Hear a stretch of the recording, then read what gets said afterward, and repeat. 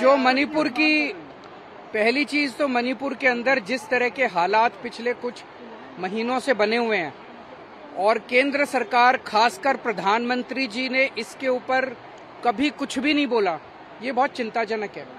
कोई कार्रवाई नहीं की गई इस बारे में। और कोई दूसरी चीज, जो कल वीडियो पूरा वायरल हुआ जिसमें दो बहनों को जिस तरह से निर्वस्त्र करके उनको परेड किया गया और उनके साथ सामूहिक तौर पे गलत काम किए गए, उससे पूरा देश की आत्मा झकझोर दी है उन वीडियोस ने। पता चला कि वो वीडियो अभी के नहीं है, 2.5 महीने पहले के हैं और 2.5 महीने के अंदर वहां की सरकार ने इस बारे में कुछ भी नहीं किया। ये बेहद शर्मनाक है, ये क्रिमिनल है, ये आपराधिक मामला बनता है। मैं बेहद दुख के साथ मुझे कहना पड़ रहा है कि इसके लिए मणिपुर सरकार और केंद्र सरकार दोनों जिम्मेदार हैं। अक्सर देखने में आया है कि इस तरह के जब भी कभी देश में वाकया होते हैं तो प्रधानमंत्री जी चुप्पी साध लेते हैं। ये एक कमजोर लीडर की निशानी है। एक कमजोर लीडर होता है कि जब समस्या आती है तो वो चुपचाप अपने कमरे में बंद होके बैठ जाता है। एक जो साहसिक और करेजस लीडर होता है, असली लीडर होता है, वो फ्रंट से काम करता है, फ्रंट पे आके काम करता है। जब कोई मुसीबत होती है तो फ्रंट पे दिखाई देता है नेता। ऐसा नहीं होता कि मुसीबत आने पे चुप्पी साध के और अपने कमरे के अंदर बंद होके बैठ जाओ।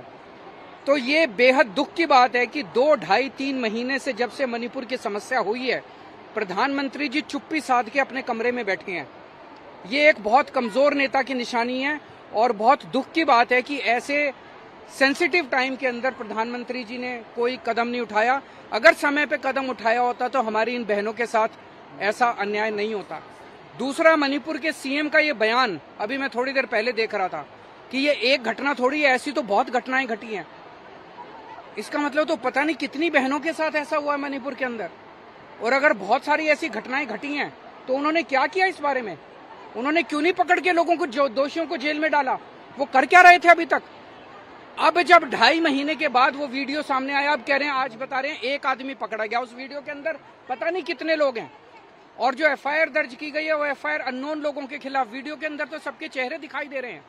तो ये सरकार की बिल्कुल क्रिमिनल, जो भी कह लीजिए, कॉन्स्पिरेसी, नेग्लिजेंस, उसके अंदर कल्यूजन, जो भी कह लीजिए, लेकिन पूरे देश की आत्मा को इस इंसिडेंट ने झकझोर के इस्तीफे की मांग की जा रही है वहाँ के सीएम की। क्या आप भी मांग करेंगे उनको इस्तीफा देना चाहिए? क्योंकि पहले भी वो पेशकश कर चुके थे उनका सीएम इस्तीफा। मेरा सबसे पहला है कि मणिपुर के अंदर शांति बहाल की जाए, जैसे भी की जाए, जिस भी तरीके से शांति बहाल की जाए। ये एक ऐसा सेंसिटिव मामला है जिसमें मैं कोई राजनीति नहीं करना चाहूंगा, लेकिन कुछ भी करके प्रधानमंत्री जी को सामने आना पड़ेगा। कमरे के अंदर चिटकनी मार के बैठने से प्रधानमंत्री, देश का प्रधानमंत्री, अगर देश के अंदर समस्या चल रही है और अंदर कमरे के अंदर चिटकनी मार के बैठ जाएगा तो फिर देश कहां जाएगा? कौन संभालेगा देश को? प्रधानमंत्री जी को सामने आके और इसकी जिम्मेदारी लेनी पड़ेगी और कुछ ना कुछ कठोर और इफेक्टिव कदम उठाने पड़ेंगे।